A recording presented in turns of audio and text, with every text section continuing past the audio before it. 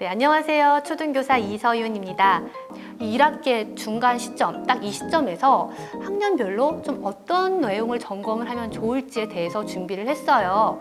물론 학교마다 진도는 조금씩 다를 수가 있지만 이 교과 내용상 이런 내용은 아이가 알고 있으면 좋겠다. 이런 내용을 점검을 해보면 좋겠다라는 거를 말씀드리도록 하겠습니다.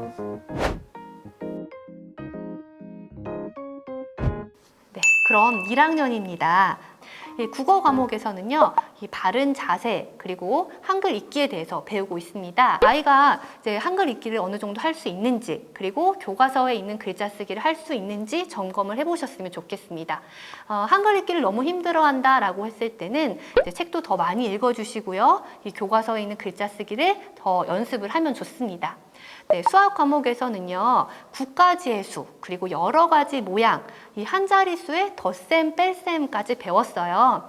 특히나 이 한 자릿수의 덧셈, 뺄셈은요, 직접 수 구체물을 가지고 수를 가르고 모으면서 덧셈, 뺄셈을 하는 게 중요합니다. 그래서 집에서도요, 이 수학 교과서나 수학 익힘책에 있는 그 문제들을 가지고 수 구체물로 가르고 모으면서 연습을 해보셨으면 좋겠습니다.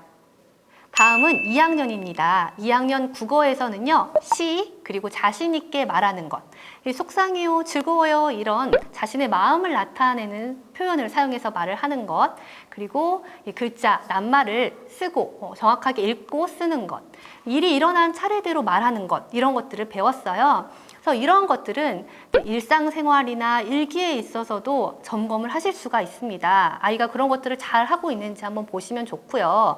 그리고 또 동시집이라든지 좀 아이의 마음이나 감정 같은 표현들이 나오는 그런 책들이 있어요. 그래서 그런 책들도 한번 읽어보시고 일상생활에서도 자기 의견을 표현을 하는 기회를 많이 주셨으면 좋겠고요. 일기 쓰기도 꾸준히 연습을 해야 합니다. 네, 2학년 수학입니다. 2학년 수학에서 세 자릿수에 대해서 배웠는데요. 예를 들면 543이 500 더하기 40 더하기 3을 의미하는 것을 이해를 하고 있어야 됩니다. 그래서 이거는 돈을 가지고 설명을 해주면 더 잘 이해하기 때문에 그렇게 설명을 해주셨으면 좋겠고요. 그 다음 삼각형, 사각형, 원을 직관적으로 이해하고 그릴 수 있는지 한번 보세요. 또 두 자릿수 범위 내에서 받아 올림과 내림이 있는 덧셈과 뺄셈을 할 수 있는지 한번 확인을 해보셨으면 좋겠습니다. 네, 다음은 3학년입니다. 국어에서는요, 글을 읽고 문단을 나누고 이 중심 문장과 뒷받침 문장을 찾고 이 내용을 간추리는 것을 배웠어요. 이것은요, 독해와 글쓰기의 기본이 되는 내용으로 학년이 올라가도 계속해서 반복적으로 나오는 내용입니다. 굉장히 중요한 내용이라는 거죠. 그래서 이 교과서 지문을 가지고요, 문단을 나누고 중심 문장, 뒷받침 문장을 찾고 이 내용을 간추리는 것을 연습을 더 해보세요. 또 조금 더 응용을 하자면 잘 문단이 나뉘어진 신문 기사를 가지고요, 또 문단을 나누고 중심 문장, 뒷받침 문장을 찾고 이 내용을 간추리는 것을 연습을 하고 아이가 잘 하는지 점검을 해보셨으면 좋겠습니다. 이 높임말을 사용을 해서 좀 마음을 담아서 이 감사 편지를 쓰는 그런 내용도 나오기 때문에 이 선생님이나 부모님께 마음을 담아서 편지를 써보는 것도 좋은 활동이 되겠습니다. 수학 교과서에서는요, 이 세 자릿수의 덧셈, 뺄셈에 대해서 공부를 했어요. 그리고 선, 각, 직각, 직각삼각형, 정사각형, 직사각형 이런 평면 도형을 배웠는데요. 이거는 그릴 수 있을 뿐만이 아니라 정확한 정의를 알고 있어야 합니다. 그래서 이 교과서에 나온 그 정의를 선생님처럼 말로 설명할 수 있어야 돼요. 그리고 이제 나눗셈이 나오는데요.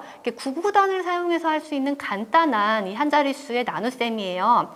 하지만 이 연산을 아는 것에서 더 나아가서요, 이 나눗셈의 개념을 좀 수 구체물로 알아야 됩니다. 그래서 예를 들면 8 나누기 4다라고 하면 야, 사탕 8개를 접시 4개에 나눠서 담는다, 이렇게 이해를 하고 있어야 돼요. 혹시 부족하면 이 교과서에 그 개념이 나온 부분을 다시 한번 찾아보면서 말로 설명을 했으면 좋겠고요. 또 연산 부분에서 좀 부족하다라고 하면은 그 연산 문제만 조금 더 반복적으로 풀어보면 좋습니다. 네, 그 다음은 사회랑 과학인데요. 이 사회랑 과학이 3학년 때 처음 나오는 부분이에요. 그래서 아이들이 조금 더 어려워할 수 있는데요. 이 사회에서는요, 우리 고장의 옛 이야기나 지도에 대해서 공부를 했고요. 이제 과학 같은 경우에는 뭐 플라스틱이라든지 금속, 유리 이런 물질들의 성질에 대해서 배웠고 배추, 흰나비, 한사리에 대해서 배웠습니다. 이제 이런 거를 교과서에서 다시 한번 보시면서 중요한 부분은 밑줄도 쳐보고 형광펜으로도 그어보고요. 이 교과 개념어들을 따로 모아서 정리를 해보면 또 아이가 잘 따라가고 있는지 점검을 하실 수가 있어요. 4학년 국어에서는요, 신화 이야기를 읽고 자신의 생각이나 느낌을 말하는 거, 그리고 내용을 간추리는 거, 뭐 사실에 대한 의견을 쓰는 거, 이야기를 만들고 꾸미는 것, 이런 것들을 지금까지 배웠습니다. 이제 국어 같은 경우에는요, 이 국어 교과서 안에 이 쓰기 활동이 굉장히 많이 있기 때문에 교과서를 좀 살펴보셔도 아이가 잘하고 있는지를 점검을 하실 수가 있어요. 그리고 독서록을 학교에서 쓰고 있다면 이 독서록을 보셔도 그 안에 내용 간추리기라든지 자신의 생각이나 느낌 말하기가 다 들어가 있기 때문에 아이가 국어 공부를 잘하고 있구나, 이것도 알 수가 있죠. 또 독서록의 형식을 이 뒷이야기 이어쓰기로 한다면 이 이야기의 꾸미기와 만들기도 잘하고 있는지 확인을 해보실 수가 있어요. 또 이 신문 기사를 하나 잘라가지고 그 신문 기사를 보고 그거에 대한 내 의견을 쓰는 걸 일기로 한번 해보는 거예요. 그러면 사실에 따른 그 내 의견 쓰기가 잘 되고 있는지 확인을 해보실 수가 있겠죠. 네, 다음은 4학년 수학입니다. 그동안 우리 아이들은요, 큰 수, 그리고 각도, 세 자릿수와 두 자릿수의 곱셈과 나눗셈에 대해서 공부를 했어요.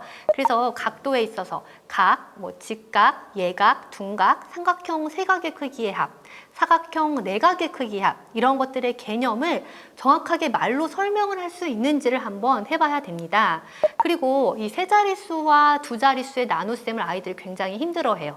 몫을 조금 어림을 해서 들어가야 되기 때문에 실수도 많고 힘들어해요. 그래서 이 부분은 또 수학 익힘책이나 수학 활동지 같은 것들을 보면서 이 틀린 부분만 이제 반복해서 풀어봤으면 좋겠습니다. 네, 4학년 사회에서는요, 지도 안에 이 방위표, 축척, 등고선, 중심지와 같은 개념을 배웠습니다. 이 과학에서는요, 지층과 화석, 그리고 식물에서 잎과 줄기, 꽃과 열매와 같은 개념들을 배웠어요. 이 사회와 과학 같은 경우에는 이 단원이 끝날 때마다 이 마인드맵을 한번 만들어 보면은요, 이 아이의 실력을 점검을 하시기에 가장 좋습니다. 다음은 5학년입니다. 사실 국어도요, 학년이 올라가면서 나오는 내용이 계속해서 반복이 됩니다. 그래서 자신의 생각이나 느낌을 표현하는 것, 그리고 내용을 요약하는 것, 이것은 계속해서 반복적으로 나오고요. 그리고 특히나 5학년 1학기 같은 경우에는 좀 체계적으로 글을 쓰는 게 처음으로 나와요. 그래서 내용을 조직하고 개요를 짜고 하는 것들이 나오기 때문에 글쓰기를 한번 해보는 것도 도움이 됩니다. 네, 5학년 수학입니다. 이 수학의 첫 단원으로 이 혼합계산이 나오는데요. 이 사칙 연산의 혼합계산은 그 계산의 순서도 헷갈리고 좀 실수도 많이 나오는 부분이에요. 그래서 아이가 오답이 나오는 부분이 어떤 부분인지를 보시고 좀 반복해서 연습하는 게 필요하고요. 또 약수와 배수, 이 최대 공약수와 최소 공배수에 대해서 배웠습니다.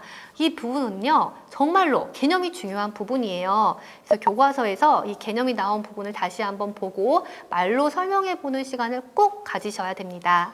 5학년 사회에서는요, 우리나라 행정구역의 위치와 지형, 이 강수량 같은 것들을 배우기 때문에 꼭 사회과 구도를 펼쳐 보시면서 이 개념을 확인해 보고 내가 말로 설명하는 시간이 필요합니다. 네, 과학은요, 온도에 따라 열이 어떻게 이동하는지에 대해서 배우는데요. 여기에 나온 실험들이 있기 때문에 그 실험 준비물, 그리고 이 실험에 따라서 어떤 개념들을 알 수 있는지를 좀 마인드맵이나 자기만의 텍스트, 그림 같은 것들로 정리를 해보면 좋겠습니다. 드디어 6학년입니다. 길게 오셨죠? 6학년 국어에서는요, 내용을 요약하고 간추리는 것이 나오는데 계속해서 반복해서 나오는 내용입니다. 그만큼 중요하고 아이들이 어려워한다라는 거예요. 그래서 그냥 일상생활에서도 뭐 중요한 부분만 간추려서 말을 해줘라. 어떤 글을 읽고 좀 중요한 부분만 글로 써봐라. 이렇게 미션식으로 점검을 해보셔도 좋고요.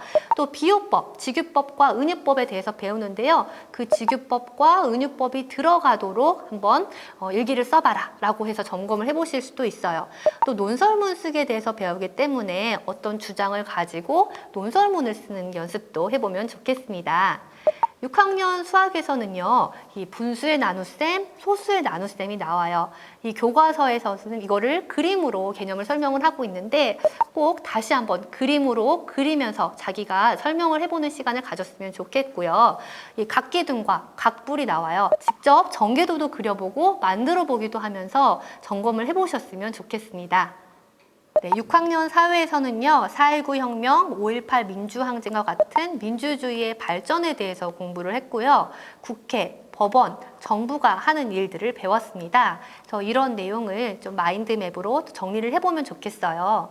네, 과학은요, 지구와 달의 운동에 대해서 배우는데요. 이 부분은 직접 눈으로 확인할 수 있는 부분이 아니기 때문에 아이들이 좀 힘들어합니다. 그 다음은 여러 가지 기체의 성질에 대해서 배우는데요. 실험을 하면서 산소와 이산화탄소가 어떤 성질을 갖고 있는지 배워요. 그래서 이런 내용들을 좀 자기만의 방법으로 말하기를 하든 쓰기를 하든 출력을 하면서 내가 정확하게 알고 있는지를 실력을 점검을 해봤으면 좋겠습니다. 네, 지금까지요, 4학년부터 6학년까지의 주요 과목에서 어떤 내용을 배웠고 어떻게 점검하면 좋을지에 대해서 말씀을 드렸습니다. 사실 전 학년에 거쳐서 국어는요, 아예 일기장이나 독서록을 보시면 어느 정도 실력을 점검을 하실 수가 있어요. 수학 같은 경우에도요, 수학 개념을 선생님 놀이로 말로 설명하기, 그리고 아이가 풀어놓은 수학 익힘책, 문제집들을 보면서 이 오답을 다시 한번 확인해 보기를 통해서 실력을 점검을 할 수가 있고요. 이 사회와 과학은요, 이 교과의 개념어들을 따로 노트로 만든다거나 이 마인드맵으로 그려본다라거나 이런 것들이 가장 좋은 실력의 점검 방법입니다. 점검과 피드백은 항상 함께 가셔야 돼요.